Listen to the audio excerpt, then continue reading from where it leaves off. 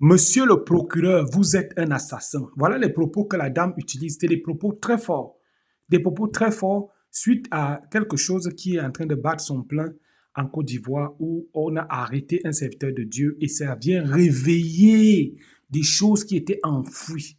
Voilà, c'est une dame certainement qui vit aux États-Unis. C'est une Ivoirienne qui vit certainement aux États-Unis, mais qui vient de temps en temps en Côte d'Ivoire. Elle a décidé de parler. Elle se défoule. Elle en a marre. Écoutez un peu attentivement ce qu'elle dit à propos de tout ce qui se passe. Écoutez. Monsieur le procureur de la République, monsieur Brahma ou je ne sais quoi là, vous servez à quoi au juste? Non mais franchement.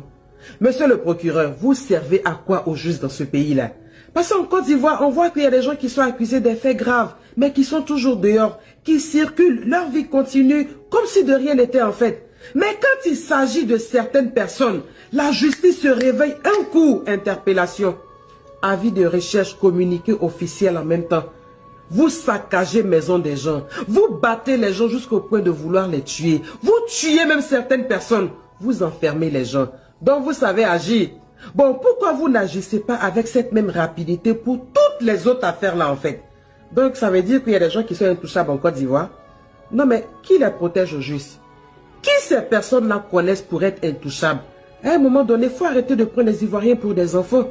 Et maintenant, parlons du prophète Jérémie David. Monsieur le procureur, lorsque vos gens-là sont partis interpeller le prophète David Jérémie chez lui à la maison, il était vivant ou il était mort? Il parlait ou il ne parlait pas? Il marchait ou bien il ne marchait pas? Ou bien c'est l'ambulance qui est partie le prendre chez lui à la maison, quoi? Il était bien portant.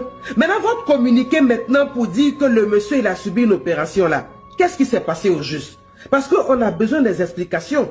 Monsieur le procureur, ne vous foutez pas de nous en fait. Vous ne pouvez pas réclamer la loi et le respect aux citoyens pendant que les mêmes citoyens là se demandent si la loi là s'applique réellement à tout le monde. C'est pas possible, monsieur le procureur. Bon, monsieur le procureur, et les autres dossiers là alors? On va les sortir un à un. Ben, si vous êtes capable d'agir rapidement comme ça sur le cas de David Jérémie, pourquoi pour les autres là vous êtes calme comme ça, monsieur le procureur? Votre loi que vous faites en Côte d'Ivoire là, c'est pour tout le monde ou bien c'est pour qui? Ben, si la loi là est pour tout le monde, là, elle doit s'appliquer à tout le monde. Sinon, dites-nous clairement pour qui réellement cette loi là s'applique. La loi là, c'est pour qui réellement? Ben, c'est pas pour tout le monde, hein. Je suis désolé. C'est pas pour tout le monde, monsieur le procureur. Moi-même, là, j'ai dénoncé quelque chose de cet ambassadeur, ex-ambassadeur qui est marié à ce gars qui s'enfuit des États-Unis pour blanchiment d'argent et puis fraude bancaire, qui continue toujours de faire le blanchiment d'argent que j'avais publié. Ils ont tellement signalé ma page, jusqu'à si c'était faux là, pourquoi ils ont signalé? Ils ont signalé jusqu'à Facebook a enlevé tout le dossier. Facebook a tout effacé. Moi-même, je suis rentré dans Côte d'Ivoire et puis c'est pas votre aéroport là que je suis passé. Il n'y a pas eu, en tout cas, personne ne m'a touché.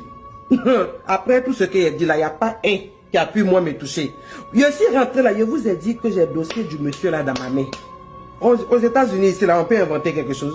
Vous pensez que moi, je me mets dans le problème à cause de qui? Moi, mais je suis rentré, ça, j'ai dit, j'ai ça, avec toutes les preuves. Ça ne vous intéresse pas, quoi. Parce que, en fait, cette bordel là en question, elle détient beaucoup de trucs sur votre ministre là, quoi. Après tout ce que j'ai dit là, parce que je ne comprends pas. Pourquoi ça se fait que lui là, il n'y a pas investigation sur lui? Pourquoi les preuves là, ça ne vous intéresse pas? Monsieur le procureur, foutez la paix aux gens. Foutez la paix aux Ivoiriens, monsieur le procureur. Vous êtes un assassin, monsieur le procureur. Et puis vous savez que le pouvoir là, c'est pas éternel. Bientôt là, non, ça va finir bientôt là. Vous tous là, c'est la prison qui vous attend. Si vous ne pouvez pas faire votre boulot là, non, dégagez. Oui, dégagez. Si vous ne pouvez pas faire votre boulot réellement, dégagez. Parce qu'il y en a marre de vos imbécilités maintenant. Il y en a marre de tout ce que vous faites là. La loi là, votre loi stupide que vous avez là-bas là. Ça ne s'applique pas à tous les Ivoiriens, je suis désolé. Ça ne s'applique pas à tout le monde. Ça s'applique seulement aux autres.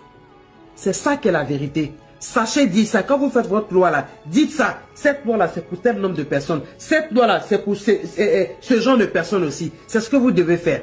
C'est grave ce qui se passe là-bas. Celui qui a fait la diffusion sur votre page est passé décossu. À compter d'aujourd'hui, 26, on va monter à un niveau supérieur si d'aventure vous ne jouez pas votre partition en retirant ou en dénonçant ou en empêchant certaines personnes de faire des publications de fausses informations sur vos pages. Dans ce cas, désormais, on aura celui qui a fait la publication plus le responsable.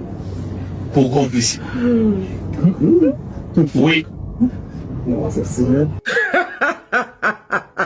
Côte d'Ivoire, Yako, vraiment. Ah, non, Côte d'Ivoire est tombé des...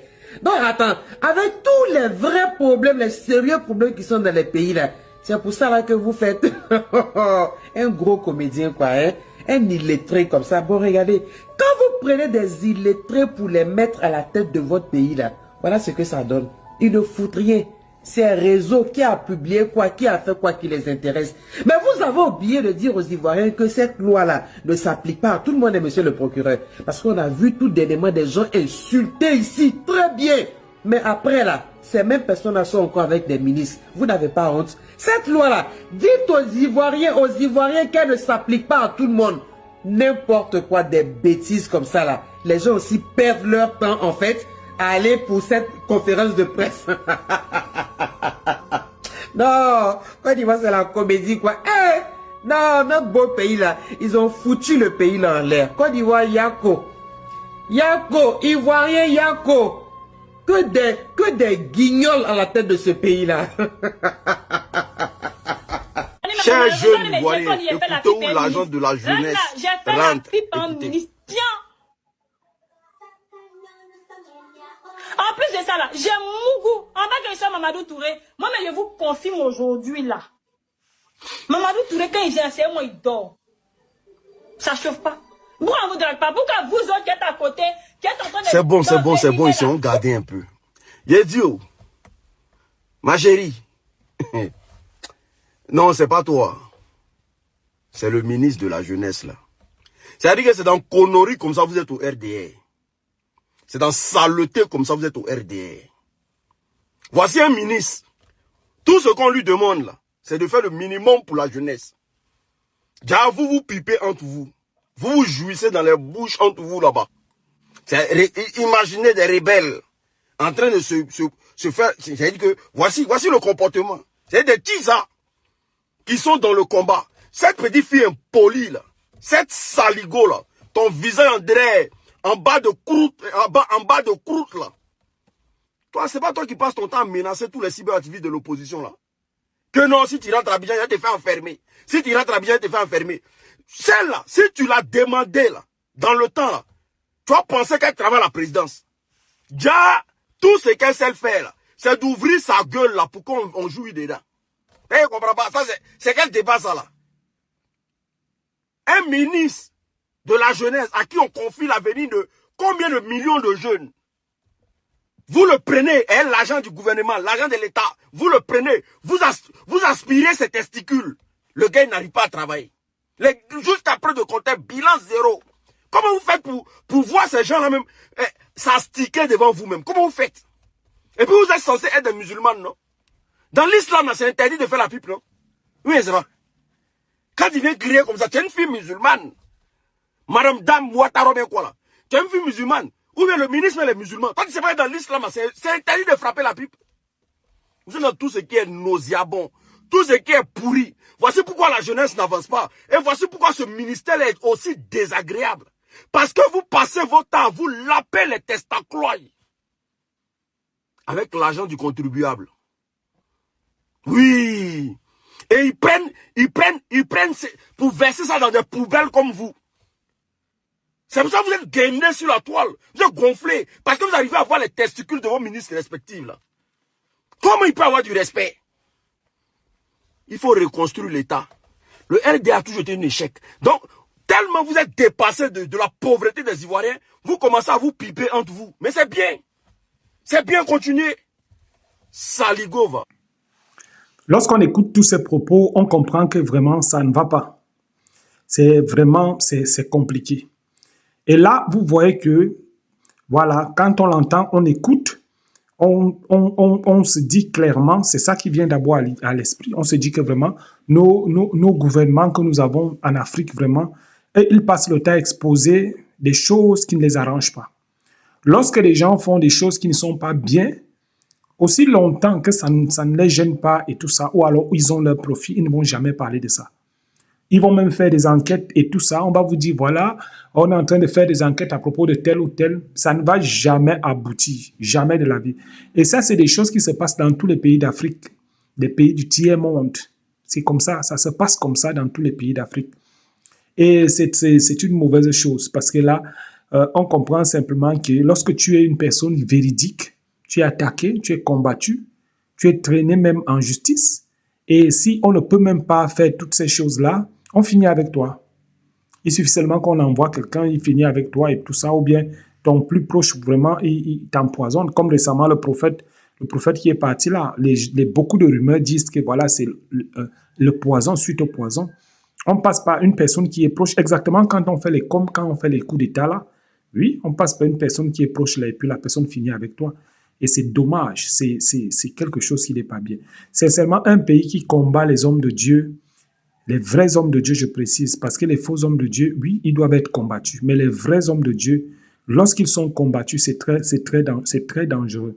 Même quand un vrai homme de Dieu pose une action qui paraît, n'est-ce pas, contradictoire, qui paraît être une action qui s'oppose à la loi, vraiment, même s'il faut sanctionner, il faut avoir un grand discernement.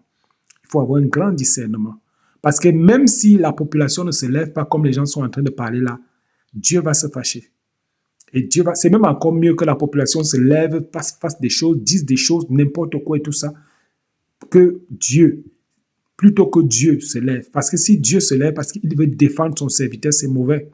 C'est mauvais d'abord toute la race, toute la génération.